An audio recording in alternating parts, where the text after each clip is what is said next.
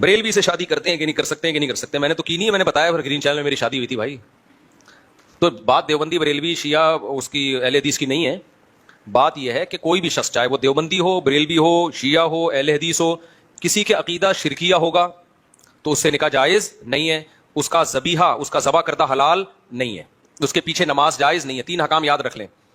جس کا 2 اور 2 4 کی طرح شرکی عقیدہ ہے نا، چاہے دیوبندی ہو، بریلوی ہو، اہل حدیث ہو، 3 احکام شریعت میں ہے. اس کے پیچھے نماز جائز نہیں ہے، نماز پڑھ لی نہیں ہوگی.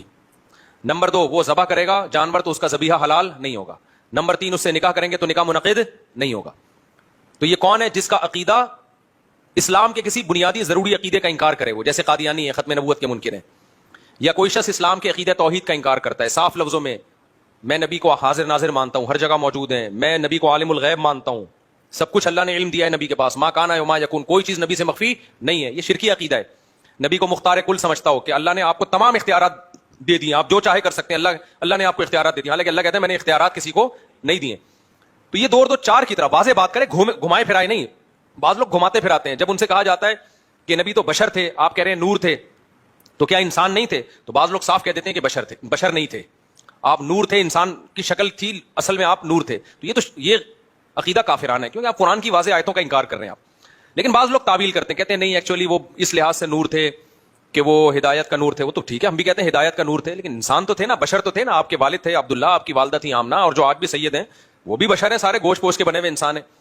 تو جو تعویل کرتا ہے، تعویل والا نہیں، 2 ٹوک لفظوں میں انکار کرے گا نا، نبی کو حاضر ناظر کہے گا، مشکل کشا کہے گا، تو وہ دائرہ اسلام سے خارج ہو جائے گا. یہ مولوی نہیں فتوے لگا کے دائرہ اسلام سے خارج کرتے، مولوی بتا دیتے ہیں کہ یہ ہو چکا ہے. لوگ کہتے ہیں مولوی ٹھیکیدار بنے ہوئے دائرہ اسلام سے خارج کرنے کا. مولوی ٹھیکیدار نہیں بنے ہوئے.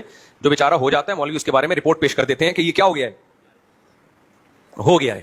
اچھا، بعض لوگ یہاں کہتے ہیں ہم کون ہوتے ہیں کسی کو کافر کہنے والے؟ کچھ براڈ مائنڈڈ قسم کے اسکالر ایسے بھی مارکیٹ میں آ گئے ہیں کہ ہم کون ہوتے ہیں بھائی یہ فیصلہ کرنے والے؟ یہ تو قیامت میں اللہ فیصلہ کرے گا. اللہ قیامت میں بھی کرے گا، اللہ نے دنیا میں بھی فیصلہ کر دیا ہے. اللہ نے دنیا میں بھی بتا دیا ہے، قرآن و سنت میں واضح تعلیمات ہے کہ کون مسلم ہے اور کون کافر ہے.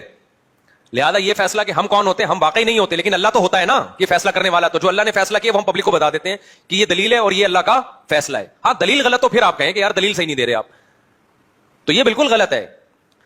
ہم واقعی کسی کو کافر کہنے والے نہیں ہوتے، لیکن اللہ تو ہوتا ہے نا. تو اللہ رسول نے جس کو کافر کہا ہو ہم اس کو کافر بتا دیتے ہیں، بناتے.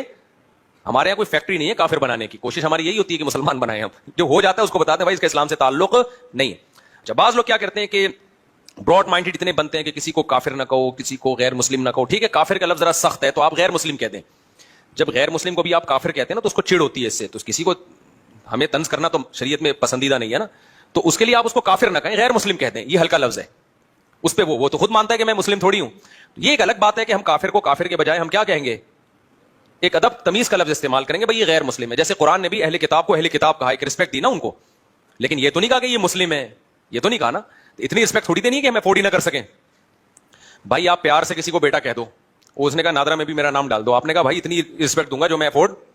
ہاں اتنی نہیں ہوتی کہ آپ کو سگے بچوں میں اور محلے کے بچوں میں فرق ہی ختم ہو جائے، ایسا تو اپنے بچوں کے ساتھ تو ہی نہیں ہے. تو اللہ نے اسلام کا ایک دائرہ رکھا ہے، اگر آپ ہر شخص کو اس اسلام کے دائرے میں لے آؤ گے تو مسلم غیر مسلم کی جو باؤنڈری ہے وہ کیا ہو جائے گی، ختم. اور اللہ یہ باؤنڈری کو قائم رکھا ہے، قیامت تک رہے گی. یہ فرق ہے اللہ کے ہاں، اس میں اس کے شرعی احکام ہیں. تو غیر مسلم کا ذبیحہ حلال نہیں ہے سوائے یہودی عیسائی کے، غیر مسلم سے نکاح جائز نہیں ہے سوائے یہودی عیسائی کے، اور غیر مسلم کے پیچھے نماز جائز نہیں ہے، وہ تو یہودی عیسائی ہو اس کے پیچھے بھی جائز نہیں ہے. سمجھتے ہو کہ نہیں سمجھتے؟ تو یہودی عیسائی ایسے غیر مسلم ہے کہ ان کو اللہ نے 2 پروٹوکول دے دیے کہ ان کی عورت سے نکاح کر سکتے ہیں، ان کے مرد سے نہیں ہو سکتا. نمبر 2، وہ جب جانور ذبح کریں گے تو وہ حلال ہے ہمارے لیے.